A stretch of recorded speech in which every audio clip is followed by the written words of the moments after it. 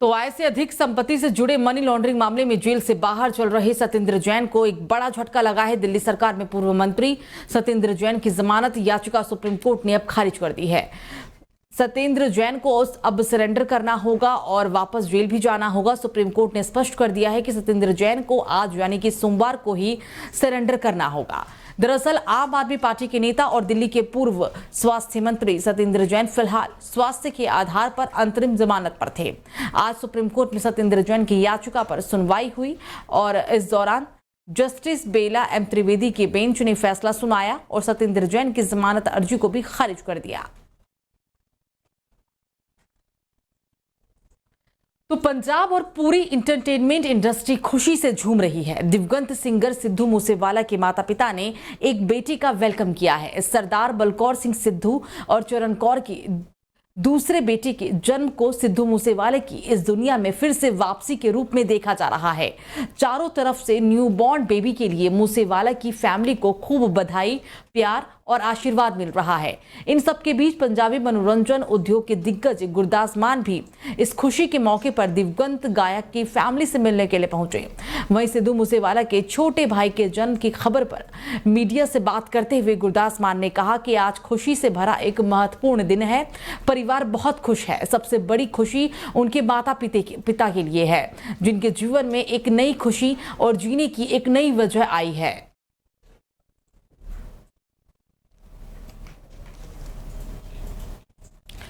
तो दक्षिण कोलकाता के मेटी या ब्रुज में 5 मंजिला निर्माणाधीन इमारत गिर गई। इस हादसे में 2 लोगों की मौत हो गई और 15 लोगों को रेस्क्यू किया गया। कोलकाता में बीते देर रात ये हादसा हुआ। अधिकारियों ने ये जानकारी दी है कि आधी रात के आसपास गार्डन रीच इलाके के हजारी मोहल्ला बागान में 5 मंजिला इमारत ढह गई। अधिकारियों का कहना है कि जीवित बचे लोगों की तलाश के लिए लगातार तलाशी अभियान भी चलाया जा रहा है। तो वहीं इस हादसे के बाद पश्चिम बंगाल की सीएम ममता बनर्जी दक्षिण कोलकाता के मेटिया ब्रुज में घटनास्थल पर पहुंची, जहां उन्होंने कहा कि हादसे के तुरंत बाद ही बचाव का काम शुरू कर दिया गया। 2 लोगों की मृत्यु हो चुकी है। 5 से 6 लोग अभी भी अंदर फंसे हुए हैं और उन्हें जल्द ही बाहर भी निकाल लिया जाएगा। चिकित्सा, दमकल सहित अन्य विभाग के अधिकारी निगरानी के लिए तैनात हैं। इमारत को गैर कानूनी तरीके से बनाया जा रहा था। राज्य प्रशासन की तरफ से इमारत को बनाने की आधिकारिक अनुमति नहीं दी गई थी, लेकिन फिर भी हादसे की जांच के आदेश दे दिए गए हैं। सख्त कार्रवाई भी की जाएगी और जो लोग भी इस इमारत को बनाने में गैर कानून रूप से शामिल हैं, उन पर कड़ी से कड़ी कार्रवाई की जाएगी।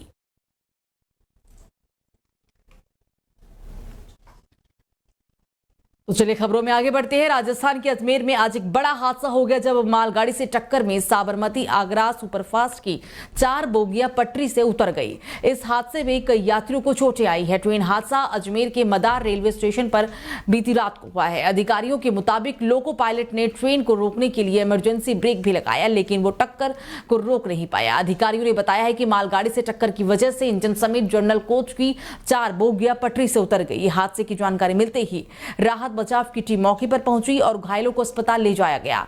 इस घटना में किसी के मारे जाने की फिलहाल कोई खबर नहीं है। कुछ यात्रियों को वहां जरूर चोटें आई है, जिन्हें इलाज के लिए अस्पताल में भर्ती करवाया गया है।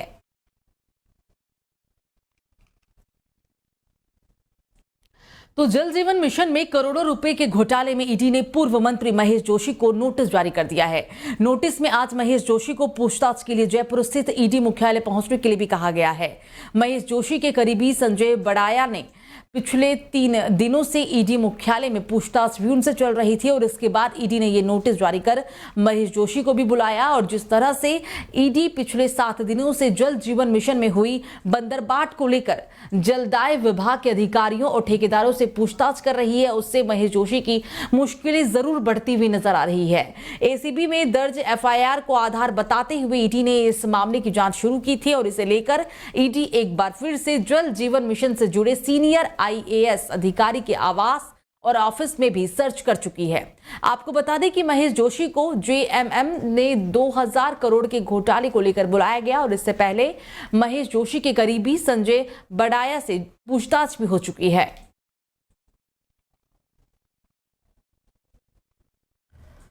अगर आप भी अपने बच्चों को इस सत्र से दिल्ली के स्कूलों में प्रवेश दिलाना चाह रहे हैं तो खबर ये आपके लिए भी है, क्योंकि कक्षा 6 से 8वीं में एडमिशन के नियम अब बदल गए हैं। दरअसल अप्रैल से दिल्ली के स्कूलों में एक नया सेशन 2024-25 शुरू होगा और दाखिले प्रक्रिया को लेकर भी दिल्ली शिक्षा निदेशालय ने नए निर्देश भी जारी कर दिए हैं। अकादमिक सत्र 2023-24 में शिक्षा निदेशालय ने कक्षा 5 और 8 के लिए नो डिटेंशन पॉलिसी खत्म कर दी थी। शिक्षा निदेशालय ने सभी सरकारी और सरकारी सहायता प्राप्त स्कूलों के लिए ये गाइडलाइन भी जारी की, जिसमें स्टूडेंट्स ने कक्षा 5 किसी मान्यता प्राप्त स्कूल से नहीं पढ़ी हो, लेकिन अगर उसकी उम्र 10 से 12 साल के बीच की है तो वो राइट टू एजुकेशन एक्ट के तहत कक्षा 6 में दाखिले के लिए अप्लाई कर सकते हैं। स्टूडेंट घर के आसपास के स्कूल में अप्लाई भी कर सकते हैं। क्लास नर्सरी से क्लास 5 और क्लास 7 से लेकर 8 के लिए दाखिले के लिए जैसे पहले ही नियम रहेंगे।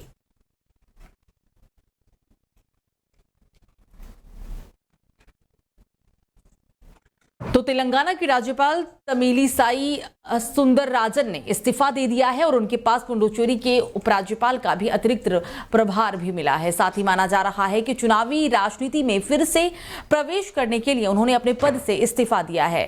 सुंदरराजन 2019 तक तमिलनाडु बीजेपी की प्रमुख भी थी। सितंबर 2019 में उन्हें तेलंगाना के राज्यपाल के रूप में नियुक्त किया गया था। किरण बेदी को हटाए जाने के बाद उन्हें पुडुचेरी के उपराज्यपाल का अतिरिक्त प्रभार भी दिया गया था। पुराने कांग्रेसी कुमारी अनंतरन की बेटी सुंदरराजन ने राज्यपाल बनाए जाने से पहले 2 दशक से अधिक समय बीजेपी में गुजारा।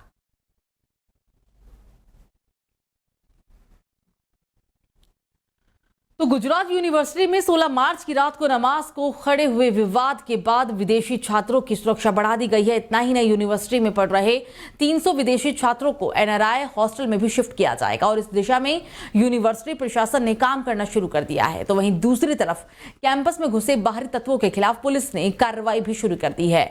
अब इस मामले में 2 युवकों को गिरफ्तार किया गया है। पुलिस ने 20 अज्ञात लोगों के खिलाफ भी एफआईआर दर्ज किया है और साथ ही युवकों के समूह ने हॉस्टल में नमाज पढ़ रहे युवकों को ऐसा करने से रोका था और इसके बाद ये पूरा विवाद शुरू हो गया था। पुलिस सामने आए तमाम वीडियो और चश्मदीदों के बयान दर्ज कर मामले की जांच पड़ताल कर रही है। आपको बता दें कि अहमदाबाद पुलिस की तरफ से इस मामले में आरोपियों को पकड़ने के लिए 9 टीमों का भी गठन किया गया है।